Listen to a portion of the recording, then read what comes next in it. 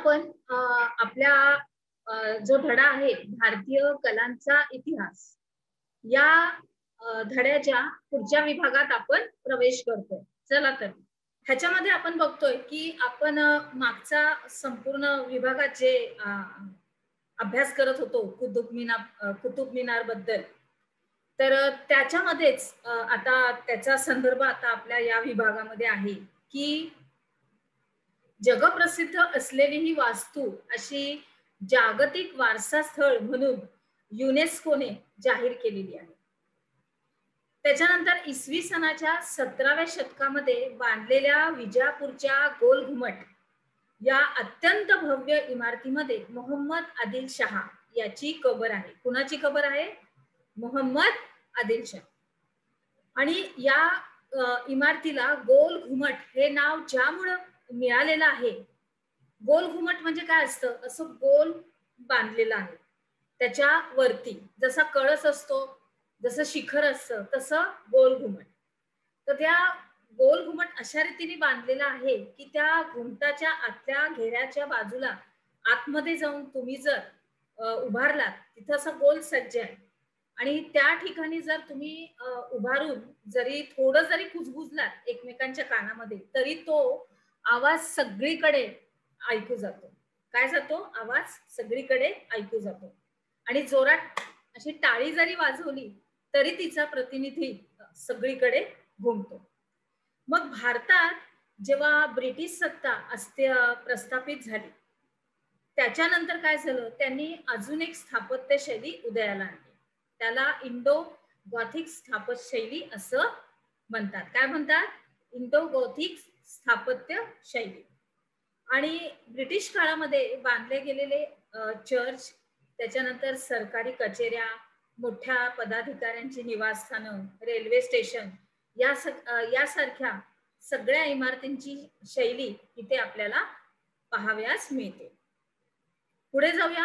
आता आपण बघितलं तर आपलं मुंबईचं छत्रपती शिवाजी महाराज रेल्वे टर्मिनस, तिथं ही जी इमारत बांधलेली आहे ही एक उत्कृष्ट उदाहरण आहे. ते युनेस्कोच्या जागतिक वारसा स्थळामध्ये त्याच्या यादीमध्ये ते समाविष्ट केलेलं आहे, आपलं छत्रपती शिवाजी टर्मिनस.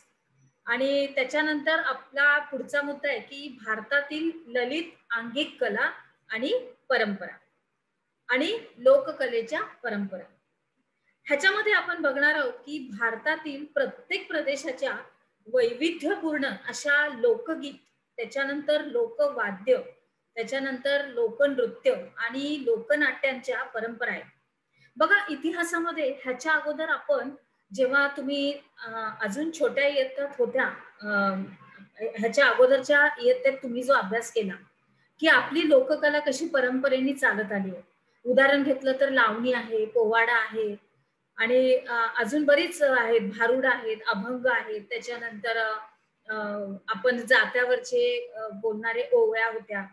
तर ह्या सगळ्या कशा पुढे पुढे आल्या गेलेल्या आणि त्याच्यामध्ये कशा रीतीने बदल झालाय हे आपण आता बघत आलो. आणि आता तुम्हाला या इयत्तेत अगदी पुढचा हा अभ्यास आहे की महाराष्ट्रामध्ये ह्या लोककलेच्या परंपरा अजूनही अस्तित्वात आहेत. आत्ताच आपण त्याच्याबद्दल बोललो.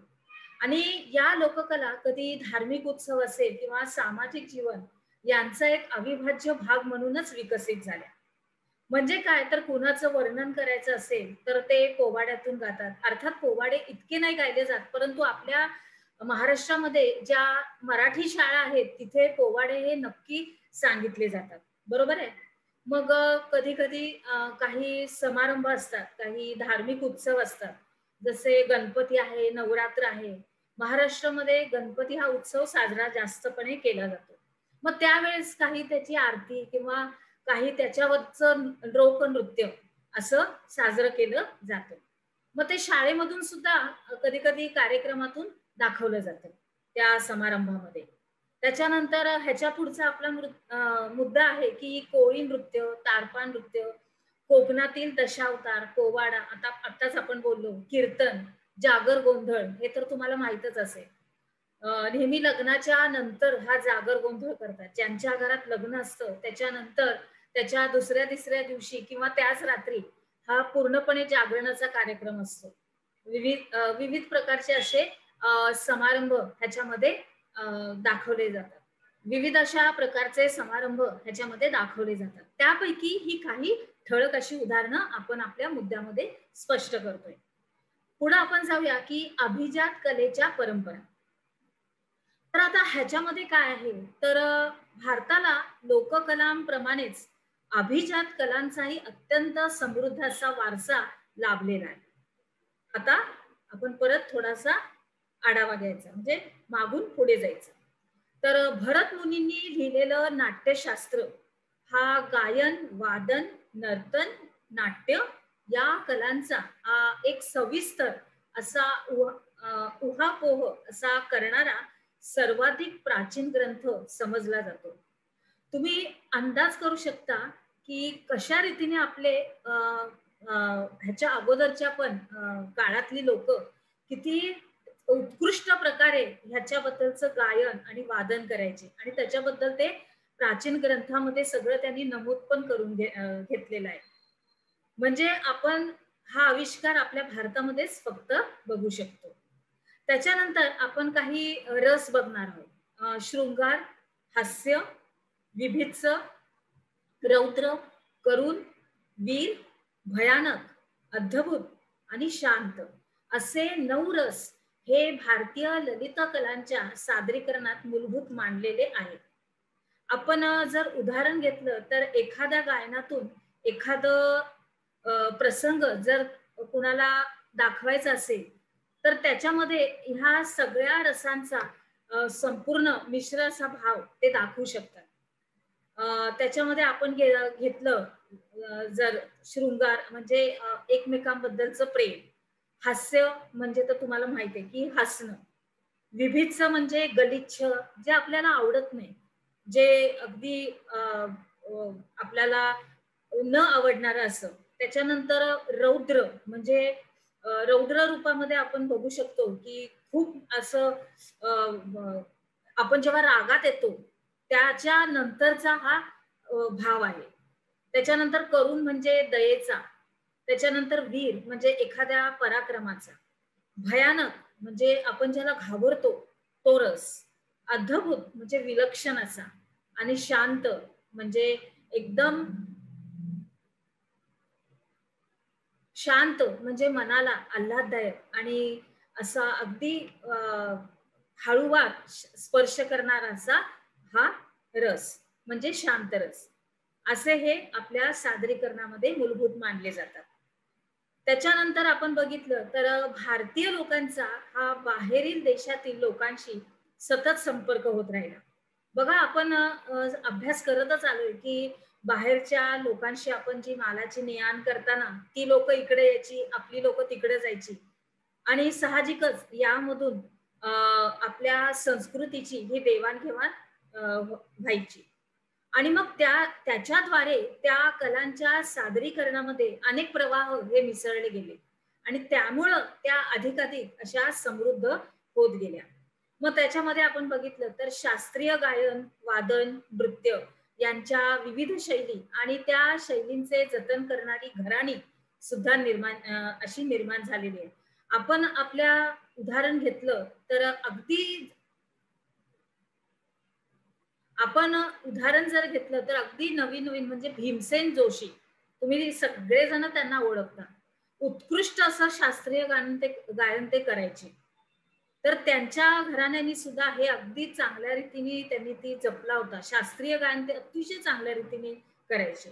त्याच्यापुढे आपण बघितलं तर अजून त्याच्यामध्ये आपण आपल्या मुद्द्यामध्ये विस्तार करणार आहोत. तर भारतातील शास्त्रीय गायनाच्या हिंदुस्थानी संगीत आणि कर्नाटक संगीत अशा दोन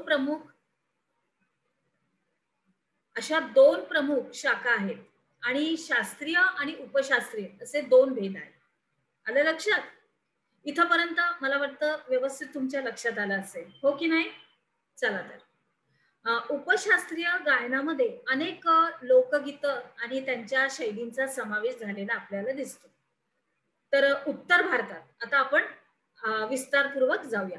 उत्तर भारतामध्ये काय? कथ्थक, महाराष्ट्रामध्ये लावणी, ओडिशांचं ओडिसी नृत्य, तामिळनाडूचं भरतनाट्यम, त्याच्यानंतर आंध्र प्रदेशामध्ये कुचिपुडी, आंध्र प्रदेशामध्ये कुचिपुडी, केरळचं कथकली आणि मोहिनी अट्टम या नृत्य शैलींच्या सादरीकरणामध्ये शास्त्रीय गायन आणि वादन आणि नृत्य यांचा सुरेख असा मेळ, म्हणजे हे तिन्ही पण, म्हणजे गायन, वादन आणि नृत्य असं तिन्ही पण ह्यांचा संगम आपल्याला या संगीतामध्ये दिसून येतो. आणि स्वतंत्र भारतामध्ये शास्त्रीय संगीत आणि नृत्य हे सामान्य रसिकापर्यंत, लोकांपर्यंत पोचवावं या दृष्टीने विविध ठिकाणी असे मग संगीताचे, नृत्याचे असे महोत्सव साजरे केले जातात. विशेषतः महाराष्ट्रामध्ये आपल्या कोल्हापुरामध्ये तर लावणी अगदी सादर केली जाते. त्याच्यानंतर या सगळ्या गोष्टींचा आस्वाद घेण्यासाठी केवळ भारतातूनच नव्हे तर परदेशामधून सुद्धा अनेक रसिक येतात.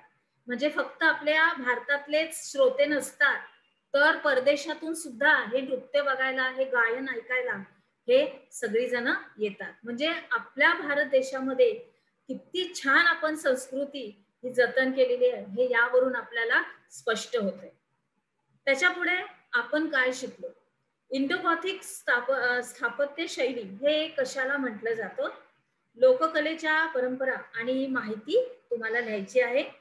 भरत मुनींनी लिहिलेल्या प्राचीन ग्रंथाचं नाव काय? आणि 9 रसांची माहिती लिहा. आणि भारतातील शास्त्रीय गायनाच्या 2 प्रमुख शाखा कोणत्या? चला तर मग विद्यार्थी मित्रांनो, आता आपल्या पुढच्या विभागात आपल्याला काय काय लिहिलंय ते आपण वाचायला जाऊया.